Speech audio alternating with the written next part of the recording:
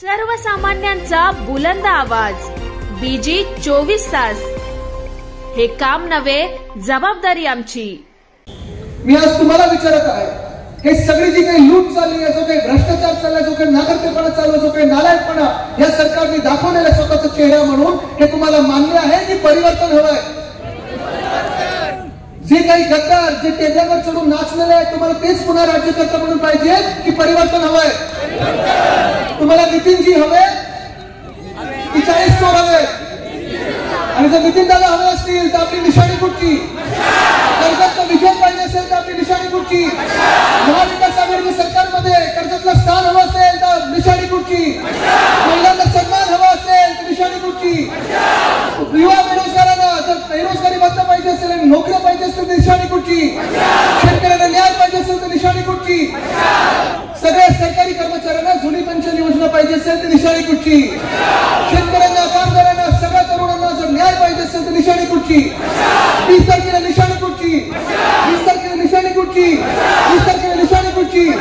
20 तारखेला निशाणी कुठची? मशाल मशाल मशाल 20 तारखेला मशालीवर मतदान करा आणि या महाराष्ट्रातला अंधार दूर करा। धन्यवाद।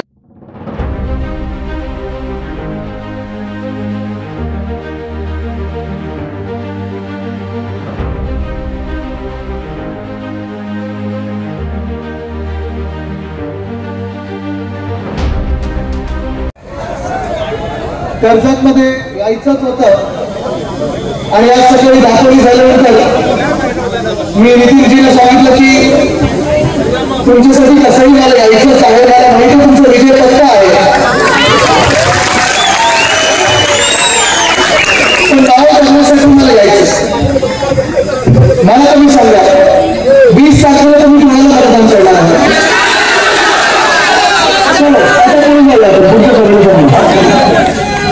मला एवढंच पाहिजे, लपायला जागा मिळणार नाही, छुपायला जागा मिळणार नाही, पळून जायलाही देणार नाही।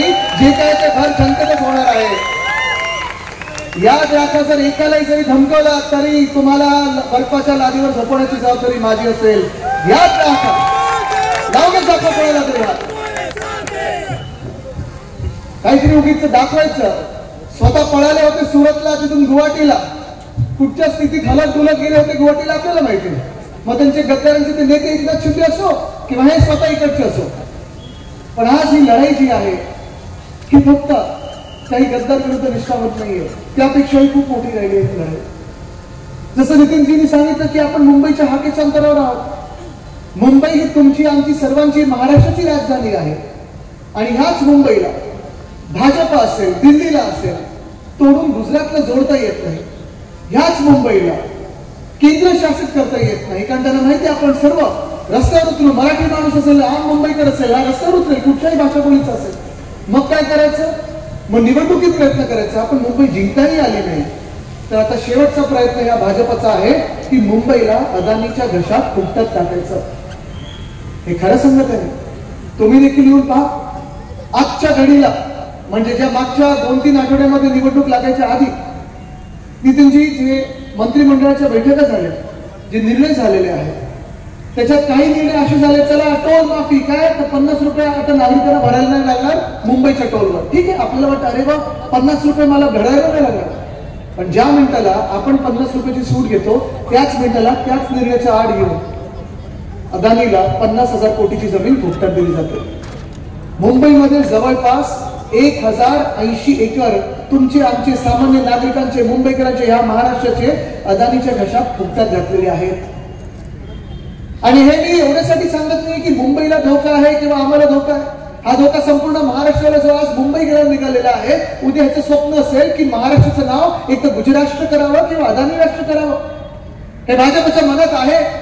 आज जे मुंबईकडे निघालेले आहेत ते कर्जत गिळतील, उद्या अजून काही गिळतील, खोपोळी गिळतील, अजून काय काय गिळायला लागतील, कारण सगळं काही पाहिजे त्यांना ते फुकटात पाहिजे। 1 रुपया त्यांचं द्यायचं नाही त्यांना। किती लोकांची इथे स्वप्न की मुंबईत स्वतःचं घर असावं, जरा हात वरती करून दाखवा सगळ्यांचे। चला मी तुम्हाला एक चॅलेंज देतोय, उद्या येऊन मंत्रालयात जा आणि सांगा की साहेब आम्हाला 1 इंच फुकटात पाहिजे, 1 स्क्वेअर फूट फुकटात पाहिजे। मिळेल कोणाला? नाही मिळेल। मग जर आपल्या महाराष्ट्रातल्या जनतेला 1 स्क्वेअर फूट फुकटात मिळत असेल मुंबईत, तर मग अदानी कोण लागून जातात आपले की त्यांना 1080 एकर फुकटात मिळतात। हे लपवण्यासाठी वेगळ्या वेगळ्या योजना काढण्याचा प्रयत्न करत. मध्यंतरीच्या काळात ती एक योजना नवीन आली, लाडकी बहीण. लाडकी बहीण त्याच्यात खरं तर आता ते 3 पक्ष आहेत, महायुती नाही, महायुती. ते किती एकत्र तुम्हाला एका ह्याच्यातूनच कळतं.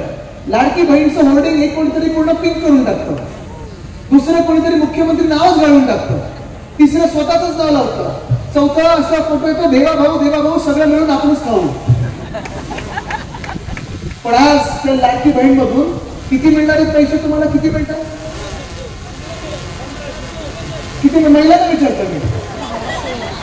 1500 ना? तुम्हाला पण येतं की काय?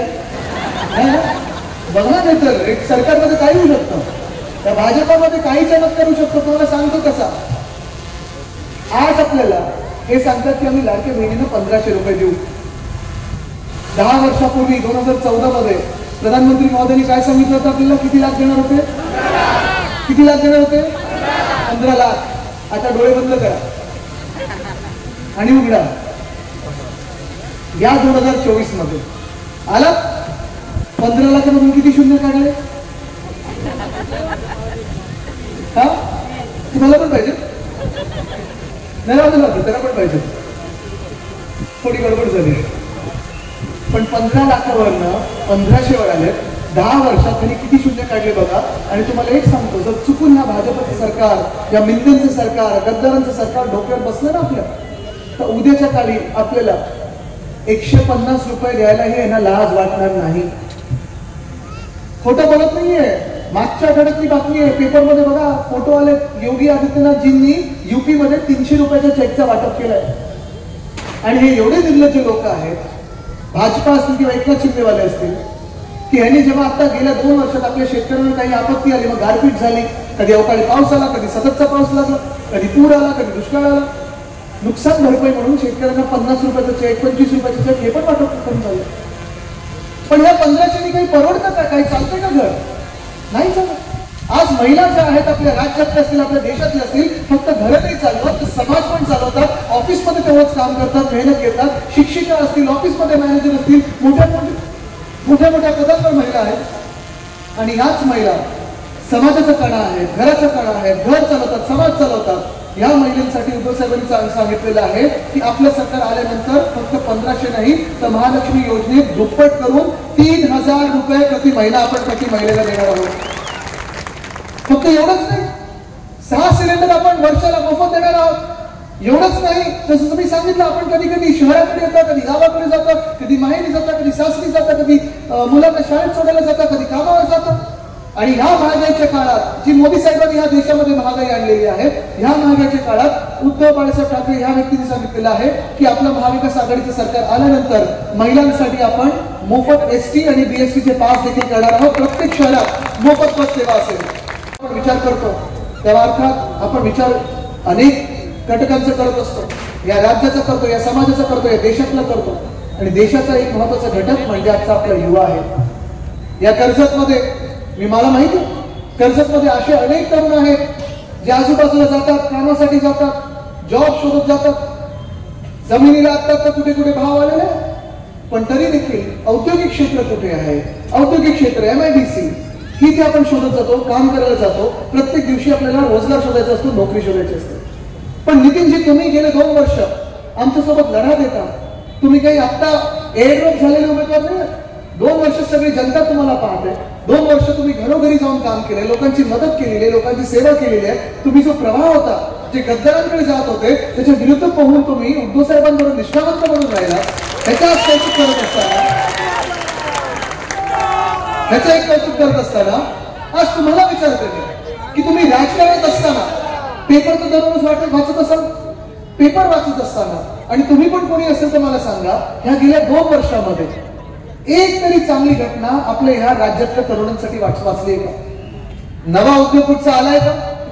नवी इंडस्ट्री कुठची आली का? नवी कंपनी कुठची आली का? एक तरी नवीन नोकरीची घोषणा झाली का? रोजगाराची संधी आली का? नाही आली. जो रोजगार ह्याला मिळाला तो 40 चोरांना मिळाला, 40 गद्दारांना मिळाला. पण तुमच्या आमच्यासारख्या तरुण मुला मुलींना जे रोजगार आपल्या हातात होते ते देखील निघून गेलेले आहे ना. म्हणजे आपण विचार करा, या संपूर्ण महाराष्ट्रामध्ये आपल्या महाविकास आघाडीच्या काळात जे आपण 6.5 लाख कोटीची गुंतवणूक करू शकलो, प्रत्येक जिल्ह्यामध्ये आपण वेगळ्या वेगळ्या इंडस्ट्री आणत होतो, करार झाले होते, ते एमओयू झाले होते आणि त्यातून 95% करार हे जमिनीवर आपण पाहत होतो, कामं सुरू झाली होती, तरुणांना नोकऱ्या मिळणार होत्या.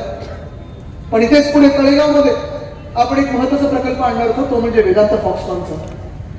आणि आपल्या महाराष्ट्रातून जवळपास 1 लाख तरुणींना नोकऱ्या मिळणार होत्या, रोजगाराची संधी उपलब्ध होणार होती. वेदांत फॉक्सकॉन 2.25 लाख कोटीची गुंतवणूक आपल्या तळेगावमध्ये येणार होती. तुम्ही फार अंतरावर आपलं सरकार असताना ठरलं होतं, पूर्ण काही ठरलं की चला आता वेदांत फॉक्सकॉन येणार, तो तळेगावमध्ये येणार.